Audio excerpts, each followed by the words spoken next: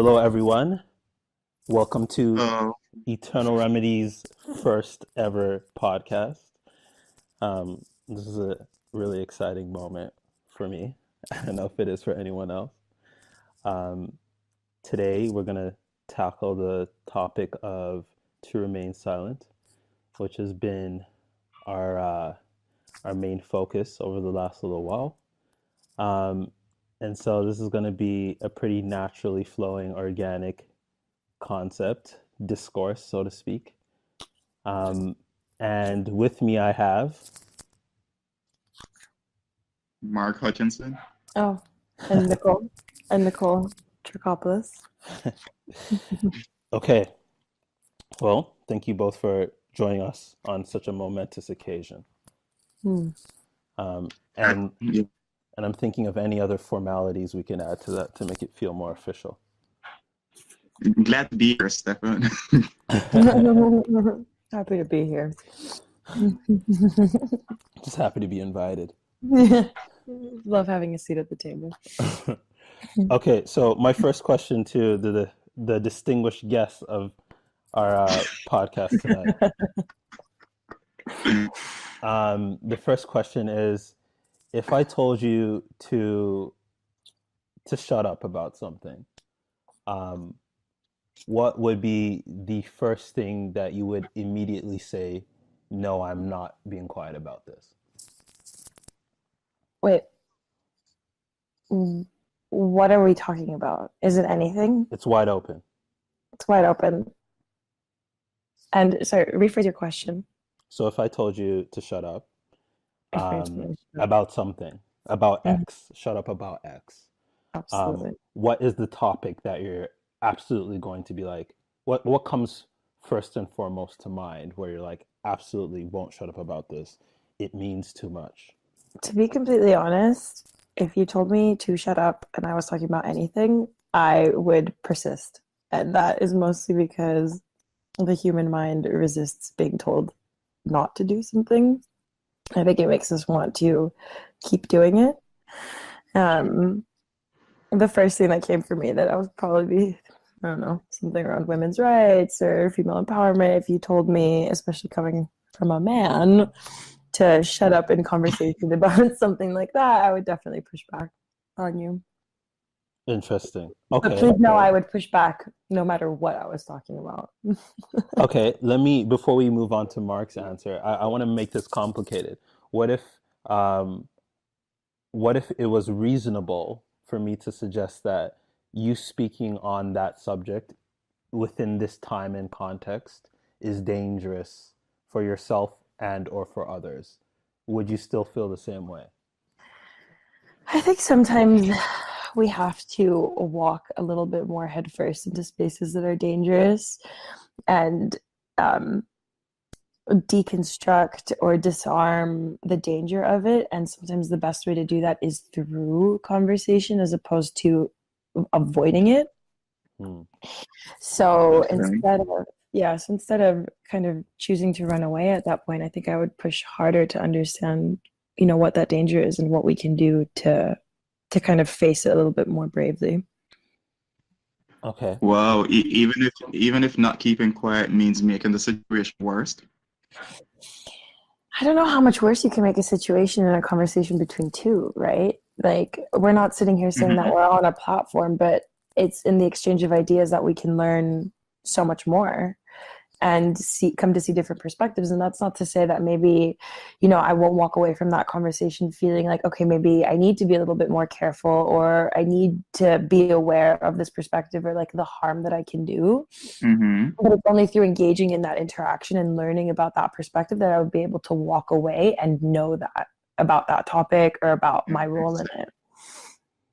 Okay. I see. Okay.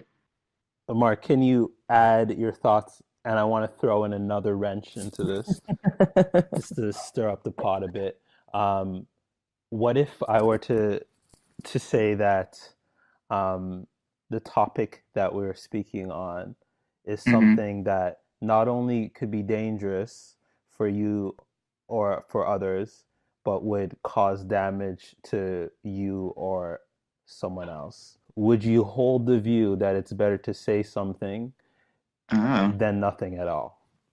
So essentially, if the stakes were raised, like what if saying something could actually cost you your life? Mm. Oh, is it for me to answer? Yeah, for you, take it over. Oh, well, of course, it depends on the topic and how important it is to actually say something rather than nothing. Um, so I suppose to Nicole's point, if you're speaking up, you're speaking up for justice and you're speaking up for truth and you're speaking up for something that is absolutely necessary and fundamental for the progress of society or any community in general, then you have to say something no matter what. But let's go in a step further into that. Cool. And uh, can I ask first Nicole, then I'll ask Mark, what are your criteria? What are the standards for making sure that the topic is of a high enough level of justice or significance for it to be one of those things that you feel so compelled to say something about? Well, I suppose if you are if you come to a place where shutting up any at all makes things worse, and you don't see how you can rectify that in the future, then I suppose you can't shut up. That makes sense. Mm-hmm. Yeah. I, Mm-hmm. I think just to add to that, the only thing that came to mind is like the criteria of which I would take a step back and decide to not press the topic is if I'm doing noticeable harm to someone. So say we're in an interaction and this conversation is genuinely like not just that like discomfort that sometimes we need to get ourselves into, but doing harm to another. Um, I definitely bow out at that point and maybe take some time to learn more about it. But I think when you start compromising another person, it becomes a questionable activity. So Mm-hmm. I've been really diving into, as both of you know, but for those who may be listening, I've been really diving into some of the foundational existential theories and philosophers. And the two that I want to introduce here are Heidegger and Husserl. Mm. And the reason why I want to introduce them is because um, at the time, and this was around the early part of the 20th century, um, when there was real um, world unrest, Mm-hmm. and there was things like Nazi sentimentality starting to emerge and such. Um, these two philosophers had pretty differing takes on how the individual ought to relate in such politically tumultuous and socially taxing times. Mm-hmm. And so I'll give an example. Heidegger had a theory where, um, you kind of need this. This is me really butchering this down, so the purists among us will have critiques, but um, he believed in kind of similar to Nietzsche's idea of the Übermensch, where someone must rise who is firm and strong and sturdy and is resolute in their ideas, so that we can celebrate the fortitude and the being of a human. Um, Okay. and then uh, Husserl's idea was more phenomenological. There we go. In that what is true of our experience is experience itself. And so, like, the taste of something, the feel of something is truer than any other ideal. And so, Okay. interestingly, Husserl was Jewish, Heidegger is German. And so, anyways, this is all a huge unnecessary backstory to say that both people were so convicted that their truths needed to emerge and that their message needed to have been said. But arguably Heidegger should have shut the hell up. Um, so is there an instance that you guys can imagine where our principles could, although we're principled, that actually could be a framework for destruction? I think it might always be the case with any strong philosophy that it could be used destructively. Mm. So I don't think I don't think you're ever too far away from totalitarianism when you're dealing with philosophies. Mm. hmm Uh, so so no, no, I don't think there's a case wherein you should keep quiet if even if what you're saying is true. No, maybe I'm wrong about that. Maybe maybe you should weigh the situation and speak up wisely, if that makes sense. Mm. Maybe that is sometimes the appropriate response. Hmm. Before I comment on this, what are your thoughts, Nicole? Again, I just go back to the idea of like, I think if people mince their words or mince their ideas, we would be starved. We'd be starved of them right now. Like, imagine if Nietzsche was like, I'm not going to say that God is dead because I'm going to make a group of people really, really angry. And a lot of the times, what you get with brilliant thinkers or artists and creatives in general is that you need to be subversive and you need to take risks and you kind of need to put something out there that might anger the population, will get people thinking and feeling. When Picasso first started, what was that? What's that painting with the ladies dancing? I can't remember the name. But when he first put that painting out there, he infuriated the art world. Like, he was seen as something dangerous and like destabilizing of what great art is. And if he'd said like, okay, sorry, taking a step back, going back to realism, we wouldn't like art wouldn't be what we know it today. Mm-hmm. Okay, I think we're entering a very good climactic area of this conversation because I think this is a really important topic, a really relevant, pertinent topic in our time. And that's because now we're exposed more than ever at scale to these thinkers. For the sake of not turning this into a political conversation, they'll remain nameless. But to these thinkers who are so convicted and so sure of the ideology they'd like to introduce, that they they put that out into the universe for the impressionable minds to digest, although those theories could be very harmful and dangerous.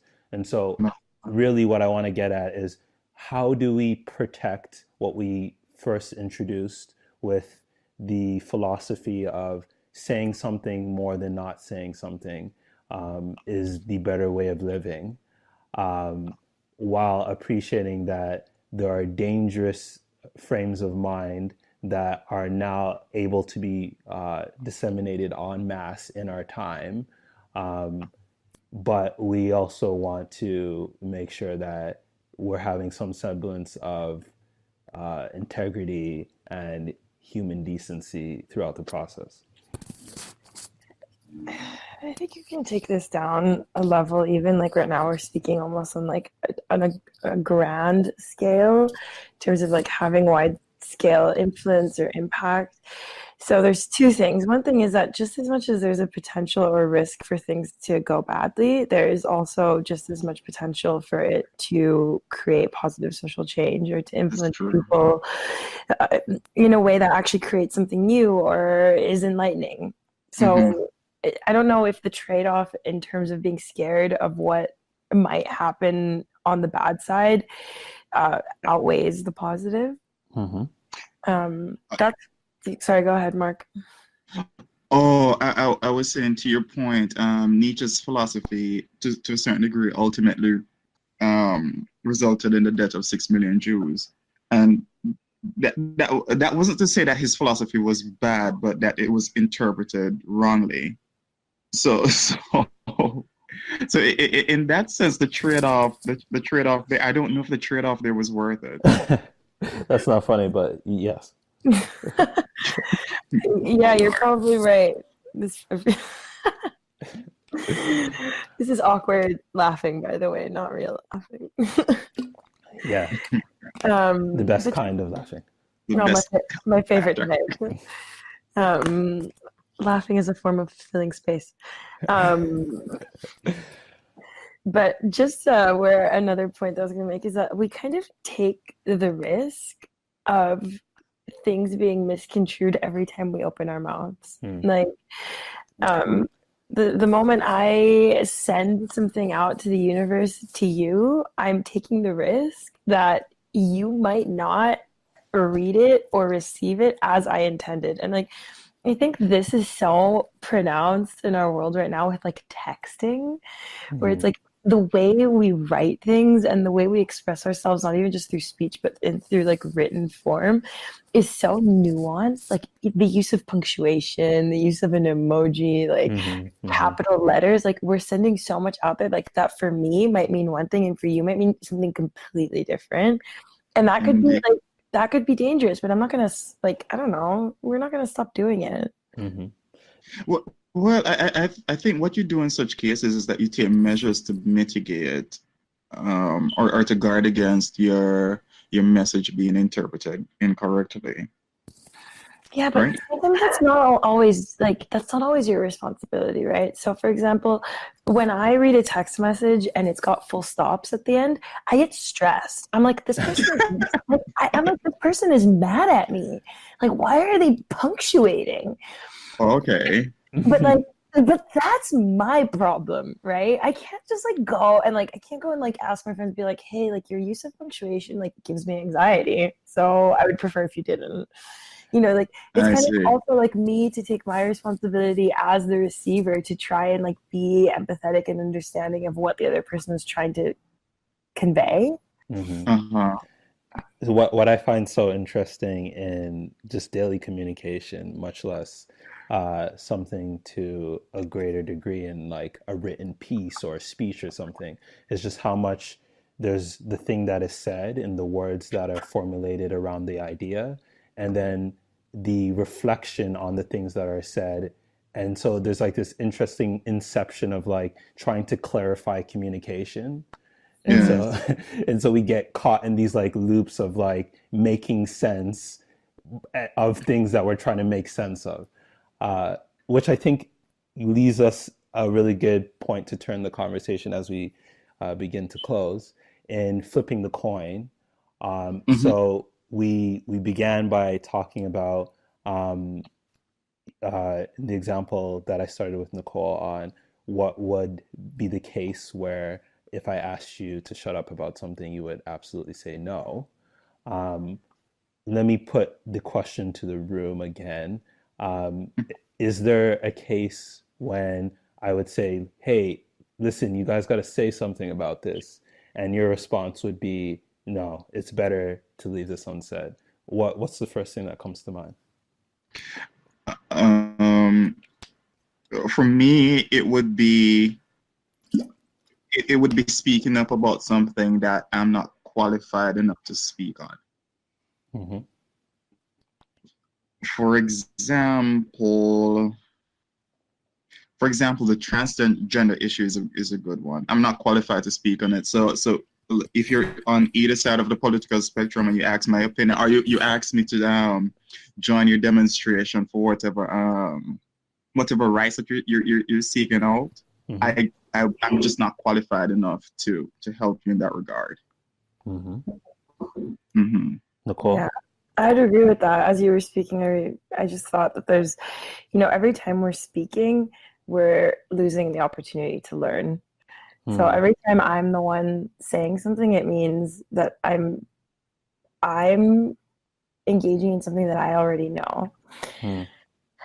So there's a lot of places that I'd say this is probably better left unsaid by me.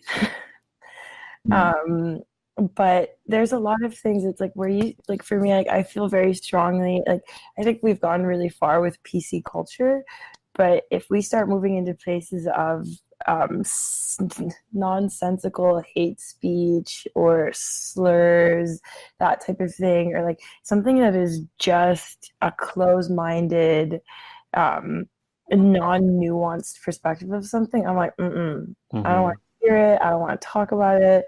Like I really am empathetic to people who might not have had exposure and who might be questioning and want to learn more and might be coming at something from a place of ignorance, but I'm not okay when it's coming from a place of like staunch, like ideology. Yeah, like I'm not down with that, and I don't want to be involved in that. So I'd be like, Let me shut the hell up. let me throw in a complexity, uh, as that seems to be my role in all this, Um, uh, and say, what if Martin Luther King decided that, listen, civil rights is something that I don't have enough education on, I'm not articulate about enough, I don't have enough experience in. Um, Mm. what if he waited? Do you foresee that there could potentially be a problem with us choosing the route of, uh, I guess, passive engagement because we're not equipped, um, whereas the opportunity and the time to say something at all might pass us by? That's a really good question. That's a really good question. I suppose for me, what it boils down to is well, if the issue is one that is heavily on your heart, Hmm. then you should say what you think, say what you think, be open to receiving correction, and then improve thusly. So you're kind of engaging in a dialectical process wherein you're putting your thoughts out there, you're having them criticized, and you're improving with criticism. And so I would say do that if the issue is on your heart. If the issue is not on your heart and you just don't plan to get competent, you don't plan to improve your thoughts around the subject matter, then I would recommend keeping silent about it because you might genuinely be doing more harm than good. I think there's an interesting thing here, an example to using like a Martin Luther King, or if you even think about, more recent, like the Me Too movement. And there's Mm-hmm. something about like a perfect ingredient about what it means to be heard too. So, a lot of women in Me Too were silenced for a very long time. And even when choosing to speak up, there was no one really there to listen. And the people that were there to listen weren't powerful enough. And I think a similar thing, happens in the context of like the civil rights movement that, people were probably trying to speak up before and trying to be heard. But what Martin Luther King did was created an environment and a movement that allowed him, enabled him to be heard. He was the right person for the job and probably at the right moment too, when there was enough people to come together to start standing up. And sometimes, like to answer more specifically your question, sometimes I think you just kind of need to keep saying things sometimes and hopefully at some point it will stick. And maybe if you've got you're able to also mobilize the people. You might not be the expert on it, but you find your experts and you play your role. Know your role. Know your role. Mark, you'll do the research for me and I'll orate for you. Definitely. Know your role. Know your role. They're like, Mark, what are you doing talking? Like, no, back to the library. But I have a question. Do you have a right to be heard? Do you think people should be heard? Or do you think people have the right to be heard? Yeah, that's deep. It's a brilliant question.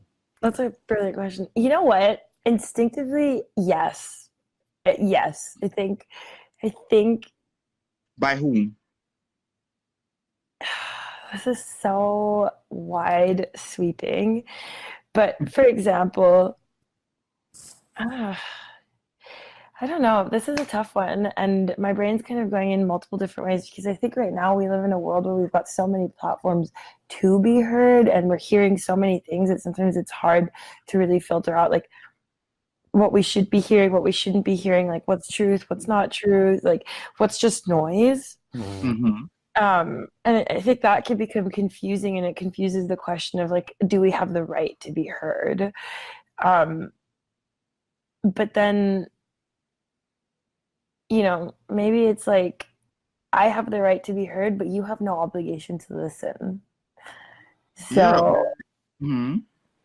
I don't So, know. It's like down to I don't know. Go on. I'm ruminating on this and moving around the Okay. air as I speak. So I'm thinking that your rights are my responsibility. I think if there's a difference between saying it's my right Mm-hmm. and it's your responsibility. I don't think you have a responsibility necessarily to listen. Mm-hmm.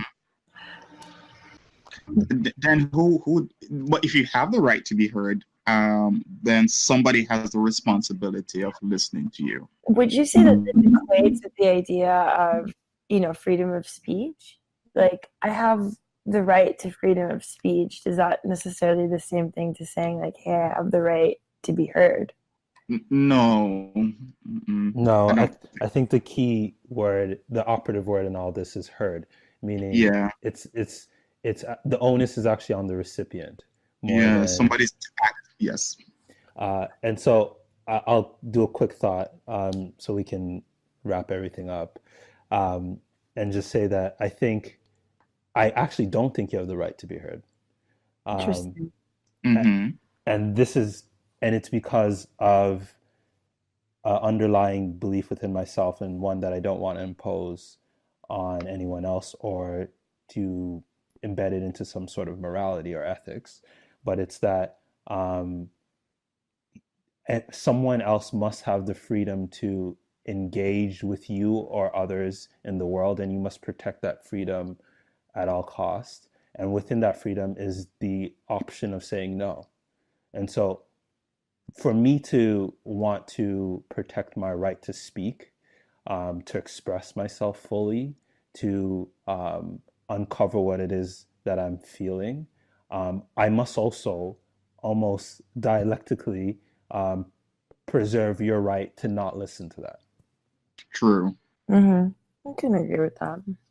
I think my follow-up question from that then is, since I don't have the right to be heard, then what conditions must my speech or must my dialogue with you guys be predicated on? Hmm. Hmm. So, Should I do I since I don't have the right to be heard, am I responsible for making myself heard?